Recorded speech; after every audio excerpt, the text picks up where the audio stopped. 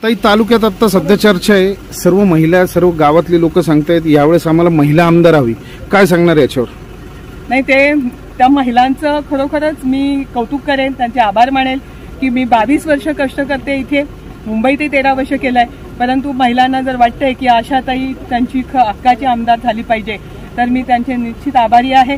आणि येणाऱ्या काळामध्ये माझं स्वप्न ते साकारणार आहेत तर ते माझ्यासाठी फार मोठी गोष्ट आहे आणि तुम्ही सर्वांनी सुद्धा तरुणांनी माझ्यासोबत राहावं अशी अपेक्षा करते. ताई, यावेळेस आपण भाजपच्या चिन्हावर आमदारकी लढवणार का? हो, नक्की. नाही, तिकीट मी मिळणार? लढणारच आणि तिकीट मलाच आहे, माझ्याशिवाय कुणालाच नाही. धन्यवाद.